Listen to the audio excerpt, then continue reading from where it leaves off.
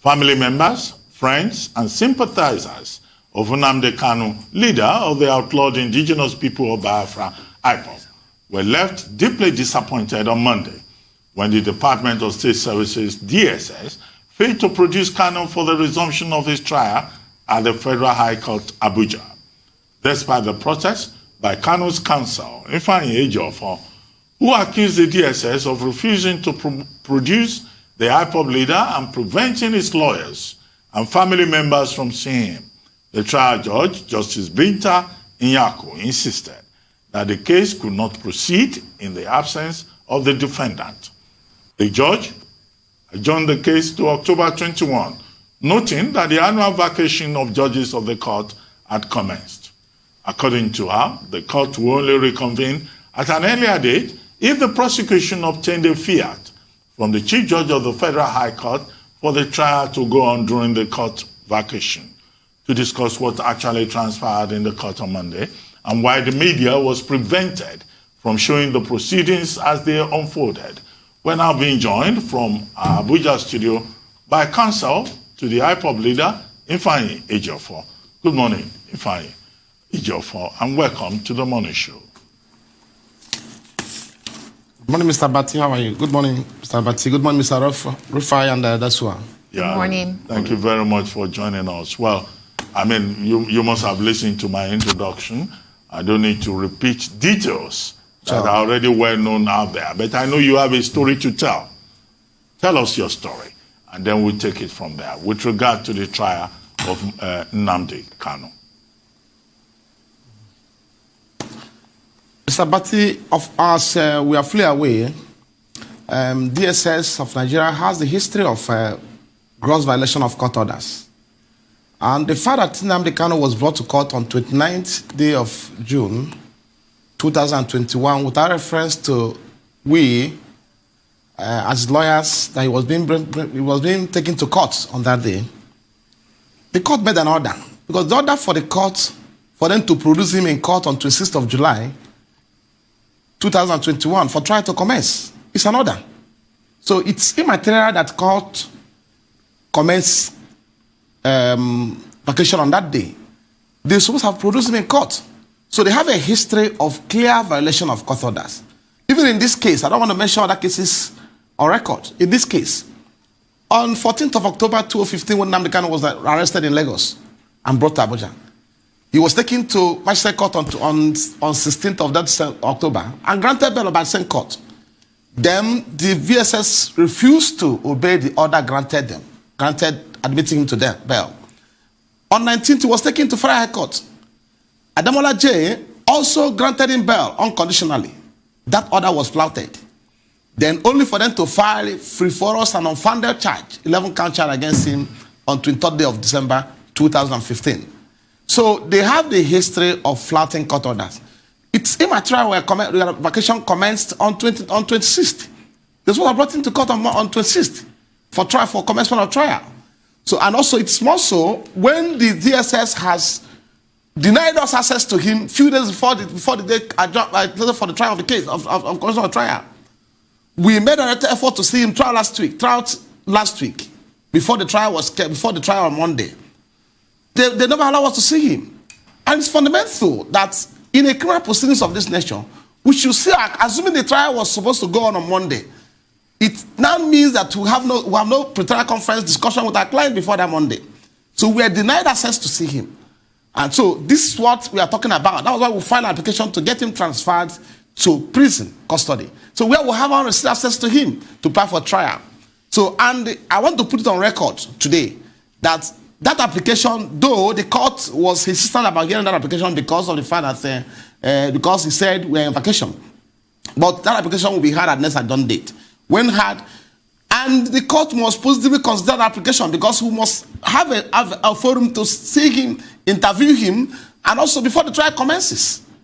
So it's fundamental that that application is considered in the positive to allow us to have access to him. Though an order was made on the 26th of July, court made an order based on my application, allowing us access to him Mondays and Thursdays. And I'm in the hope that BSS will also obey these orders.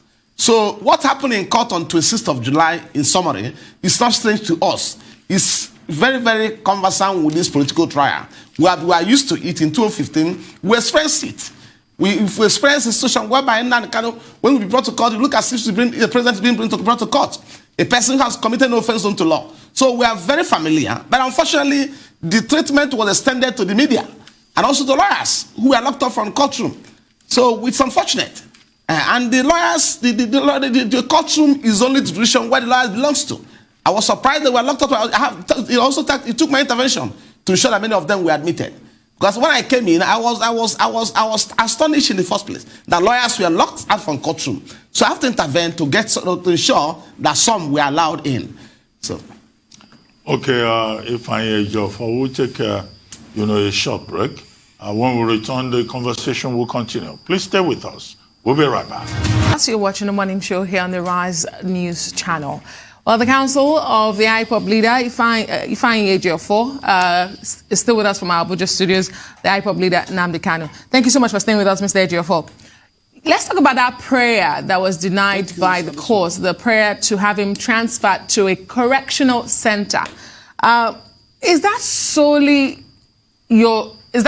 because you're unable to access him to provide better counsel, or are there other reasons why you wanted him transferred to a correctional center?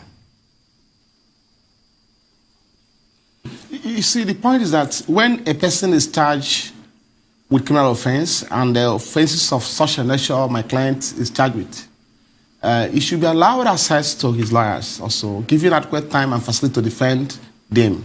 So, and we didn't think that the DSS is a convenient forum for him to be detained.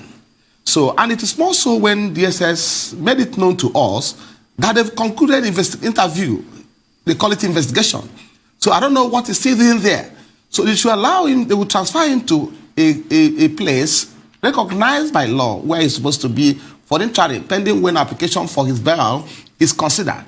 So because we are being restricted from seeing him in the DSS facility. That was why we filed an application. And also, let me correct this impression. That application hasn't been had. Ordinarily, it's application grantable as a matter of course.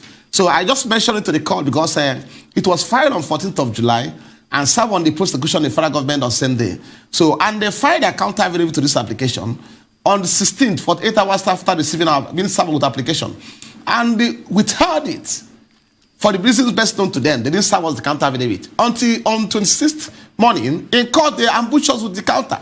So I only mentioned to the court that look at what transpired, because they raised issues in their counter affidavit, which you need to address by way of further affidavit. So to ensure that the court hear it on the merit. So, but I mainly brought to the attention of the court, my lord, that application to be for my client to be transferred to prison is grantable as a matter of course. It didn't need a formal application to that effect. But because of the nature of this case, we have to go by a way of formal application, wherein we have to bring in laws, bring in the laws and facts that will necessitate the consideration of the application on the merit and possible granting of the application. So it was adjourned for consideration to this adjourned date. Of course, here where the court asks either the prosecution or we, the first counsel, to come up with an application for fiat to enable him entertain the case during vacation. So that is the position. We are not comfortable with him being detained in DSS custody while the trial commences, and I will object to it and I will oppose it, because that is not a place to be. You may be surprised to hear that during the last visit, one of my colleagues, during our last visitation to him, one of my colleagues was harassed by DSS. And they will call you to come to that place, because when you apply to see him, they will give you a convenient time convenient to them, not convenient to us. They may ask you to come 6 o'clock in the evening, 7 o'clock in the evening, or come on Saturdays. So I don't think we're going to work with that kind of guideline. And if you go there by 6 o'clock in the evening or 7 in the evening, you end up leaving the premises around 9 o'clock and 10 o'clock under clear case, under intimidation. So, and one of my colleagues was harassed. I don't want to make it public, but I'm saying it. So we cannot effectively defend him while in DSS custody. So we are going to oppose it. He must be transferred to prison custody. So we are going to address it in the fullness of time because we are going to file a further affidavit to that effect and get it argued on the merit on a non-adjourned date. So thank you. All right. So I'd like to ask, you say you've not been getting access as you should get. When last did you see Nnamdi Kanu? Number one, what was his state when you saw him? Two, I also like to ask you, have you been able to now go one step further? Because there was this clause about the judge not being a vacation judge, to file that fiat. And thirdly, there were some IPOB members arrested, that day on the 26th that he was supposed to be in court.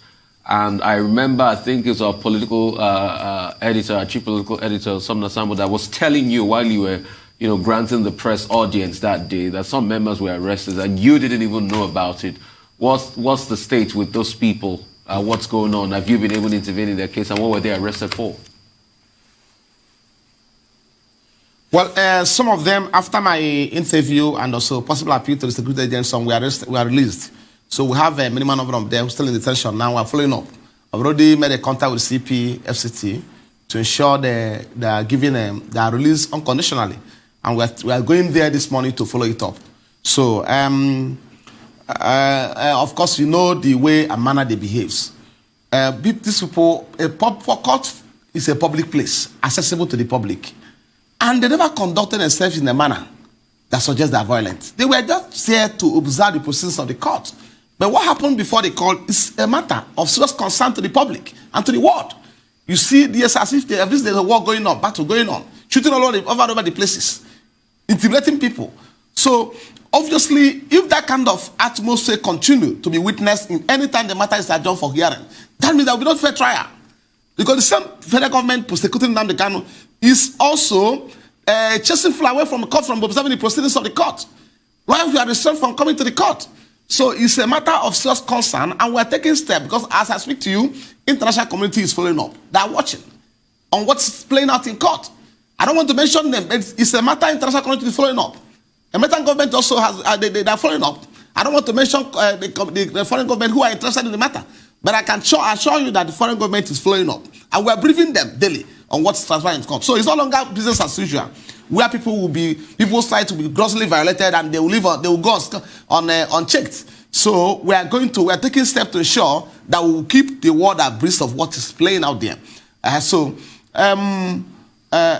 Coming to the issue of people arrested, I was also informed yesterday that people who came for the trial, who came to witness the trial also, we are arrested in Kogi, Lokoja, so by military. And they're being detained today, about 30 of them.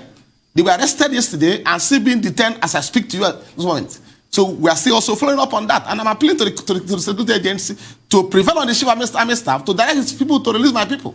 People who were in court on that day. People who merely came to observe the proceedings and cheer out their leader. So they should release them because they didn't come to cause any form of havoc or violence during the proceedings. They were arrested yesterday on our way going back to the east at Lokoja, and are still being detained in Lokoja military barrack today. Counsel, what are your next steps? Is it possible for you to outline your next steps for us? It's clear that your client will remain in custody. Okay, thank you so much. October. What are the next steps that you intend to take? If you could just outline them for purposes of clarity. We have taken steps to apply to the Honorable CJ for fiat because the court gave us a window that either the prosecution or the defense counsel will also apply. We have done that, and I know they will not apply. So we applied and waiting for approval from the CJ.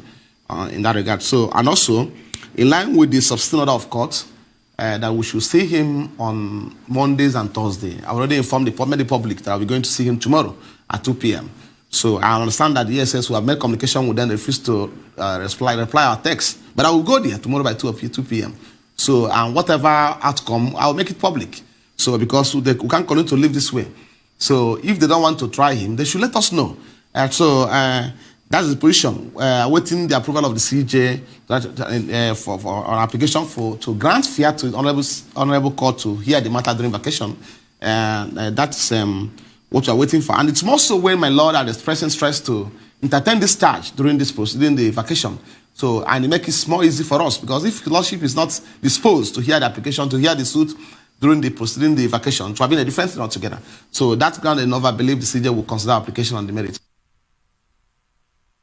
Okay, that's the. But also, let me correct this impression. I find it very worrisome, because severally I've heard you over the media, and also I watch you, we followed you on social media. I also watch your programs most likely every morning, and I've heard you severally mention about Nnamdi Kanu arrest in Kenya. So, and it's important at this function, I find it a convenient forum to correct that narrative. And also, I believe this my position will influence yours too. I want to understand the fact that Nnamdi Kanu was never arrested in Kenya. So, what took place in Kenya was a clear case of abduction and kidnapping. So, I want you to let the world understand this part. He was not arrested. So, the issue of arrest never come to play. So, because if you compare what's happened to Nnamdi Kanu in Kenya and what is playing out today in Benin Republic, you see that Iboho was arrested and taken to custody where he's being subjected to trial. But Nnamdi Kanu was kidnapped at Nairobi Airport, taken to a place, not even a police facility. Also, you may also be surprised to hear this morning that upon his abduction, within 24 hours of the abduction, people who are familiar, who are his friends, start looking for him. And they visited all the police facility in Nairobi in search of him. He was not seen anywhere. So, and he was detained in that private residence for 8 days. So that is a clear case of kidnapping. So after 8 days, he was now handed over to the Nigerian security agents who smuggled him here by extraordinary rendition. So what happened in Kenya is a clear case of rendition operation against Nnamdi Kanu, which is a gross violation of international law, which Nigeria and Kenya are all signatories to the treaty. I mean, the Geneva Convention protocols, and also protocol against torture of persons.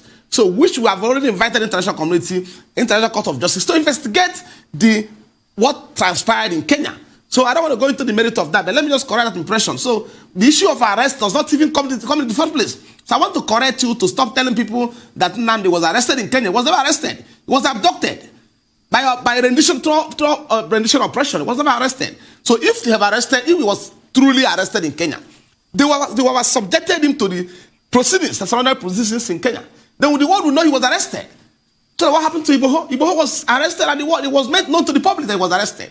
So he wasn't arrested. So let us correct that impression, because it's giving my people very serious concern each time you mention about arrest. And you can see me using word kidnapping and abduction regularly in my interview. So I'm not mistaken about it. So there's a clear word of difference between a case of arrest and also a case of abduction. So what happened to my client in Kenya is a clear case of abduction and kidnapping. So I want you to be reflecting it in your subsequent interview, please. Because I heard you telling the commissioner that he was arrested in Kenya. No, he was not arrested in Kenya. Counsel, thank you so much, Mr. You well advised that I know the difference between arrest and also extraordinary rendition.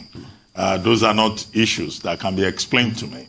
But I know that, you guys have approached the African Commission on Human and People's Rights to specifically accuse the Nigerian government of abduction. Where are we with that? Sure. No, we're waiting for the communication has already been sent to them. We're waiting for further directive from the African Union.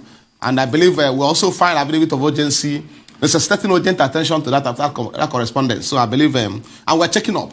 But I believe I should be more at home with the issue of abduction and arrest than you. As, with being fair, with all fairness to you, so I believe I should be more at home with that. What arrest amounts and what abduction amounts. No, so I don't need any education the word is on listening. the subject. No, I don't need any education. No, well, I'm a lawyer now. I don't think. No, don't worry about that. I'm an expert in this field, Mr. Mazi. Don't worry. You are not in a position to educate me. Adesua. Please. Yes, Mr. Ejiofor, the last time you were on the morning show, you raised concerns over your client getting fair trial. Can I ask you, do you think that your client is being tried in the court of public opinion? And are you worried that that may affect the outcome or the decision of the courts? Thank you, thank you, Adesua. I thank you for reminding me this. Because the point is that what is playing out today, and this Nigerian government is conversant with that, is we are conducting what they call media trial. And we are good for, we are with them on that part. So I don't think we have a problem with that. We are doing what they call media trial. Of course, before the last agenda, before 26th of July, the war was informed by the Honorable AG that what will be seen in court on 26th of July, we're going to see a case of murder, terrorism, banditry, kidnapping, or whatnot. But I can assure you, I can confirm to you this morning, that on 26th of July 2021, we're in court. There was no new charge introduced to in this case. There was no any form of amendment in this charge. No form of amendment. So we are into what they call trial, media trial. So, and we need to inform the public very well, properly. So there was no amendment to the charge. And you know, in law, you see who assert must prove. It's one thing for you to level allegation against somebody, as frivolous, unfounded, and bogus as they may be. But it's for us to come to the court and establish it. So the fact that you are saying that you are going to see a case of murder, banditry, kidnapping, and all whatnot, and in court we didn't see anything. So even the application will file in time, serve on them on 14th of July. We are not responding, we are not serving us in good time. Because if they had filed and served that application in good time, we have responded and possibly convinced the court to take the application on that day. So I am not averse to this kind of practice. We are very familiar with it. It's been on since 2015, and we are there for them. So they will first of all try somebody, particularly somebody with somebody who is standing on a political trial, or special interest, or media, and getting convicted.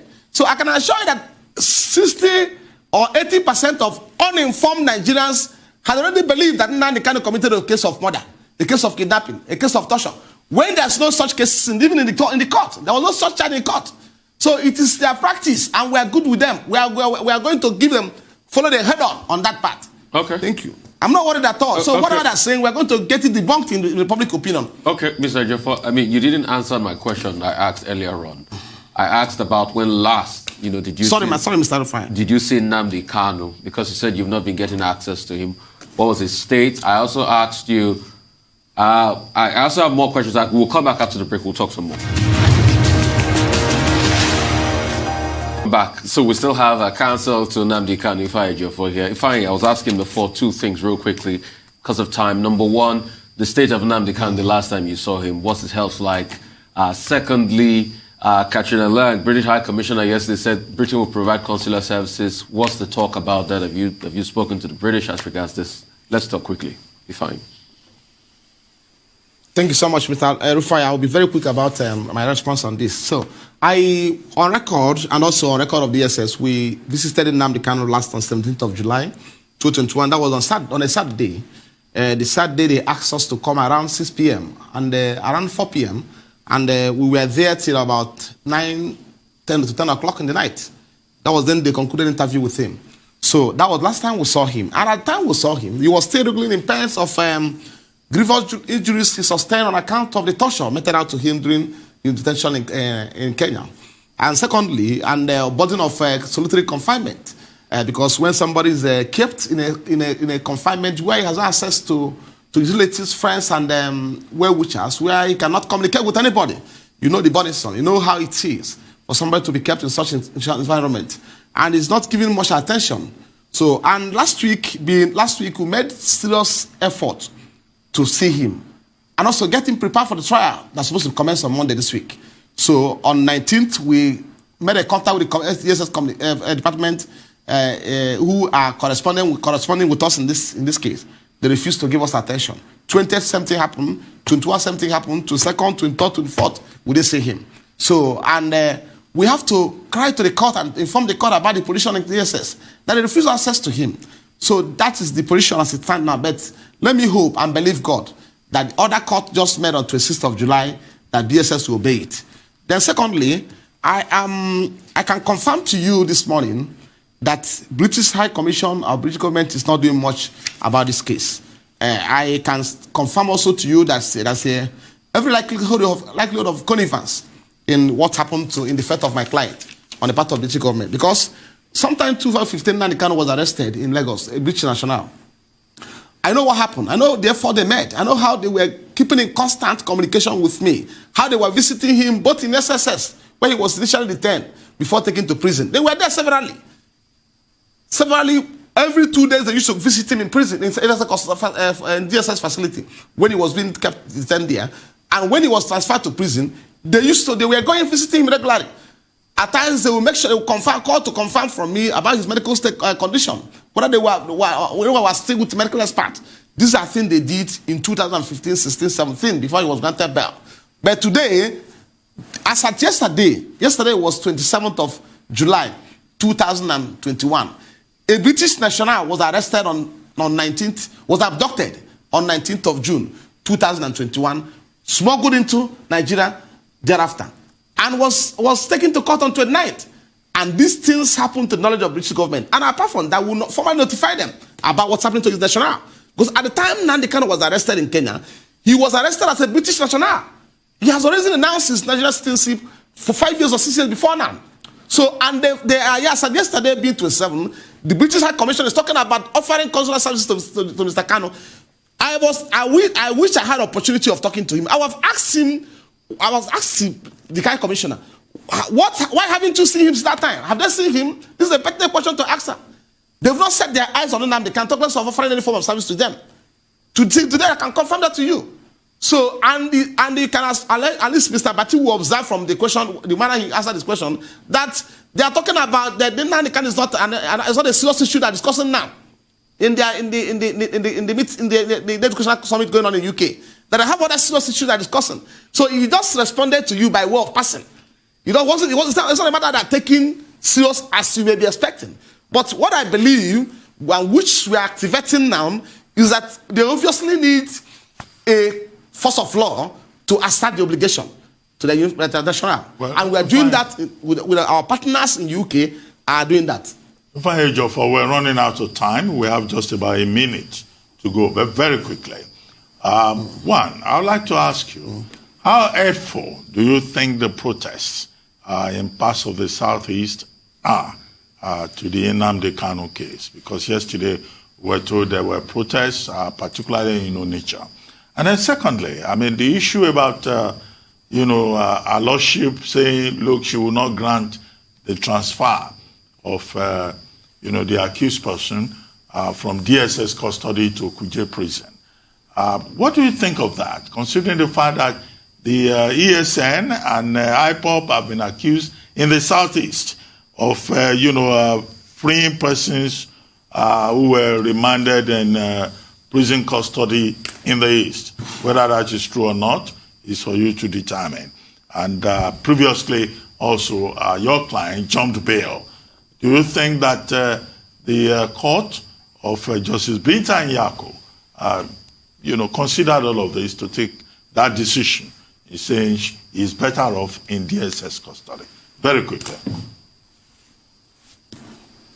Thank you so much. Mr. Bati, in the first place, you have been misinformed. The court never entertained my application to get him transferred to prison.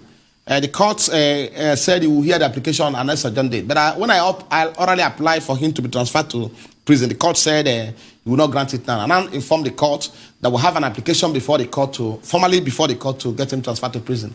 And that application will be entertained on the merit and next adjourned date. That hasn't been had. So coming to freeing person from prisons and in the Southeast, I don't think I'll say more to that effect, because the governor of Imo State, Hope Uzodimma, in several forums, has told the world that those who tampered with the prison facility in Imo State and police headquarters are not IPOB members. It's on record. You must have it with you. So, and that has to reasonable extent vindicated on every allegations against them to that effect. He's told the world that those who were involved in that act were neither IPOB member, not ESN, or people associated with IPOB. I'm talking about the Chief Security Officer of Imo State. He said it.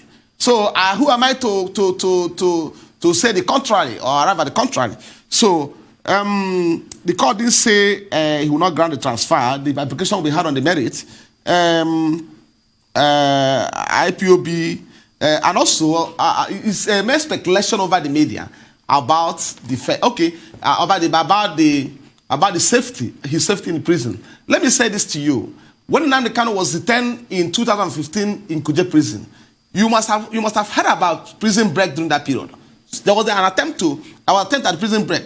But Nnamdi Kanu stood still at where he was being kept. And there was issue. He never bothered. And it was an attempt by Boko Haram then to invade the prison, to break the prison. It's on record. He was there. He was in his cell, comfortably, never made any effort to go. So make inquiry from prison authority. They will tell you that Nnamdi Kanu is a fine gentleman. He's a non-violent person. So that should be a facility where you keep. He's a person that have respect for rule of law and others. So it can never, not of such that will happen. And that's why we're insisting that application should be heard on the merits by court. And delivered only one way or the other. Because we have facts with us. We have his antecedents when he was detained in prison in 2015. And I can assure you that the court will be convinced to grant that application. And also, I remember last time you asked me about the superiority of Nigerian British passport and the British passport. I believe the present situation must have answered that question to you. Only a few days ago, President Buhari traveled to UK for medical tourism. So if Nigeria is working well, why is he going to UK? So I believe that question has been answered. I believe I'm not missing any of your question again. Well, Counsel, thank you very much, Ifeanyi Ejiofor. But I would like you to go with this. We're completely neutral in this matter. We're not taking sides. We're a media house. And that's why again and again we invite you so that you can give our viewers, the benefit of what you know. But we're not taking sides. We're totally neutral. We have no, special interest beyond journalism I hope so. in the matter. I hope so, Mr. Abati. Well, I've just told you that is the situation. That is